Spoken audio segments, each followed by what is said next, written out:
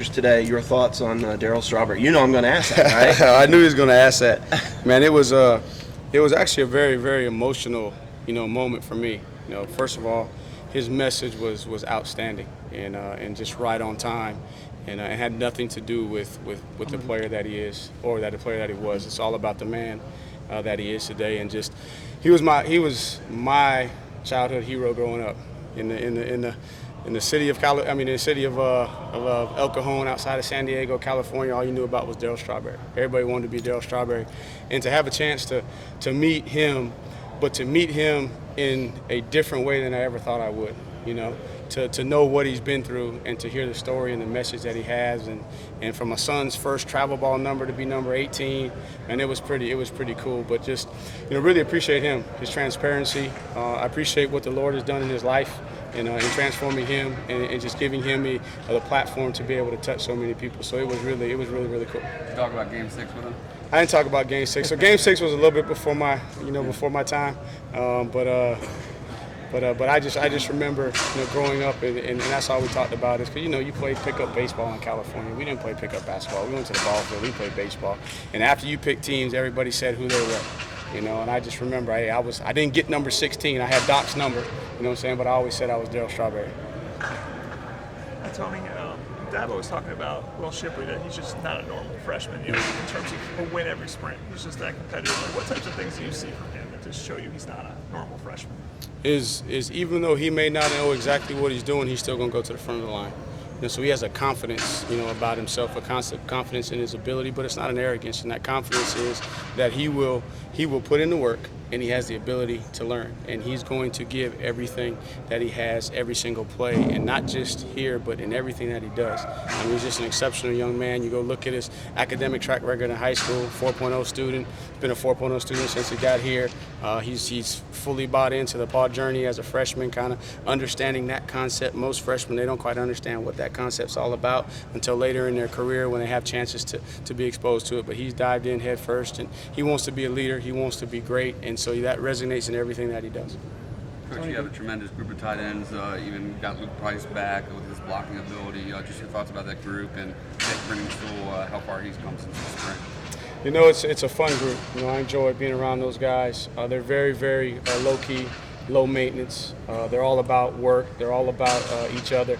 So it's been fun. It's good to have Luke back. Luke brings a different temperament, to the room, which is good. And so to see him back after what he went through has been fun. And then Jake showed up 20 pounds heavier than when he got here at the big weigh-in, and we all know athletically, what he can do. But where he's making progress is, conceptualizing the big picture of the offense to be able to maneuver, make the calls that we need to make, and then his physicality is continuing to increase with every day that his confidence increases. Tony, there have been some times in the past with the quarterback run game.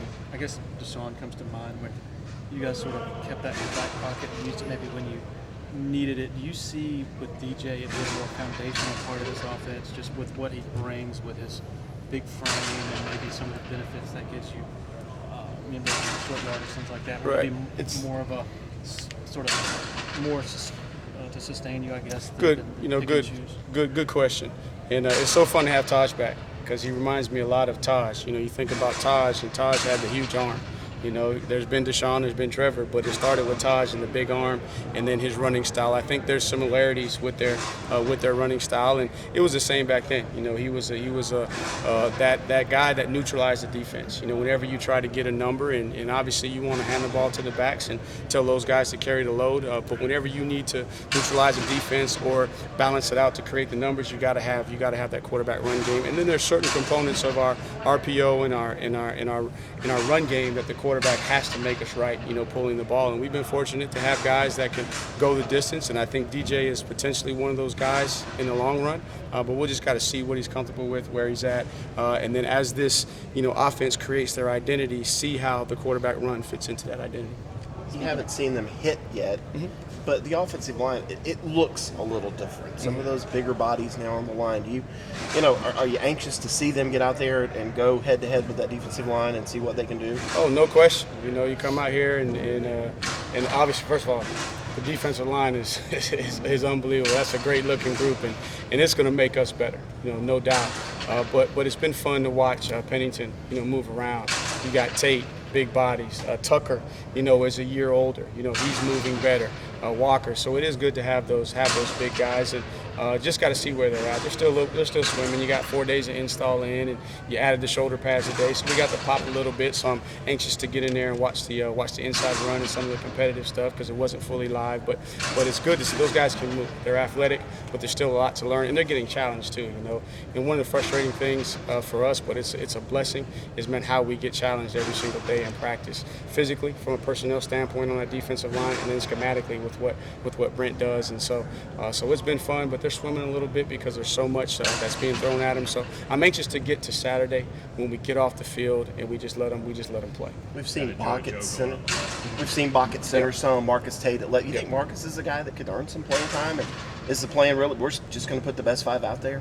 That's the plan, is to find the best 5, whoever it is, and then creating some more depth at center and giving us some flexibility on the inside to maneuver guys around, to be able to create a little bit more girth inside, which we may not have had last year. And what we saw in the spring, we were very encouraged. What we've seen so far out of Marcus Tate, and so for us, the more positions he can play, right, the more versatility it gives us, because you got a McFadden and you got Parks and you got Bockhorst and you got Putnam, and then you got the guy that we're stressing and straining, that we want to kind of pull through the knot hole is Hunter Rayburn, because if you look at Hunter Rayburn, 320 pounds, arguably one of the best athletes on the offensive line. It's just now it's his time to take that next step, and we get him through the knot hole.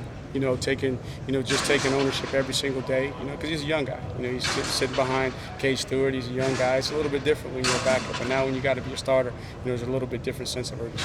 Is there a sense of urgency when it comes to making sure your backup quarterback is prepared, being that you got to get those guys ready in case something happens? It's always a sense of urgency. You're always one play away, with your backup, and obviously people are going to look, and compare it to last year when you had Trevor, when you had DJ, but it was still that sense of urgency. We had to have DJ ready for the Boston College game, not knowing that Trevor was going to go down. You had to have him ready for Notre Dame, so you always got to have a sense of urgency with your backup quarterback because you're one play away. But for us, the biggest thing is just evaluating Tyson where he's at. Been encouraged with his progress, and then getting them young guys, to a point to where they can go in and operate and function and manage the whole system. Have you seen Hunter take another step though, in case he's got to be the number 2 guy that he can go in there and win? I have. Mentally he's been really sharp. So far. Again, it's day 3 install or day 4 install, and a lot of that is carryover from the spring. We're going to start adding more as we get into day 6, 7, and 8. Want to see how he handles that. But so far, I've been encouraged with where he is mentally. How close is Pooch? He looked really great when we saw him the first couple of days. It was kind of amazing. We're excited, with the progress. We anticipate that we'll get him back at some point this season. Feel like he may be ahead of schedule, but it's still early to tell. But so far, man, he's done everything that he needed to do. He looks good, but obviously you got to let the medical folks make that evaluation. Just more healing is what he needs, or what? It's anytime you're dealing with injury, there's more than just the healing. There's the strengthening of muscles and ligaments and all that kind of stuff around there. I don't have the background in that, but I know there's more to just healing, and then there's the mental piece of it. Where I've been encouraged is just mentally, where he is and how he's trying to push himself. What are your thoughts on Will so far? Will Taylor? Man, he's lightning in the bottle. He's everything that Coach Sweeney, has advertised him to be. Man, he's got a confidence and a swagger about himself. Man, he'll let that thing rip. He can throw it from every arm angle. He's not afraid to pull it down and run. So you can tell that he's just got that competitive, fire to him. And he's actually picked it up, pretty good so far, just getting here this summer. So I've been encouraged with what I've seen out of Will. Is he confident in his arm? Is it because he's a ball player? Does he think that's part of what I think he's confident. I think he's confident in his arm. I think he's confident in his mind. I think he's confident in his legs. He doesn't look rattled at all out there. As sometimes freshmen do, especially as you get into the 4th, 5th day of installation, and you're just pounding it on him, and he's taking it in stride, and he's out there, and you could tell he processes quick too, because you can correct him quickly, and he's like, okay, yeah, I got it. I understand what you're talking about. Everybody overlooked Kobe Pace because of Travis Etienne. Yeah. Now the freshman's here grabbing everybody's attention, but what have you seen out of Kobe? I say just don't sleep on 20. Don't sleep on Kobe, and we saw it last year, but Travis was here, and I think that Kobe's going to do everything you ask him to do. He's much quicker and faster than what people give him credit for his size. He's very natural, as a running back. Man, he sees it. His feet, his eye-feet coordination, is really, really good. So I'm excited. He catches the ball well. He's tough, physical, strong. So I'm anxious to see how this battle actually pans out once we get to the season.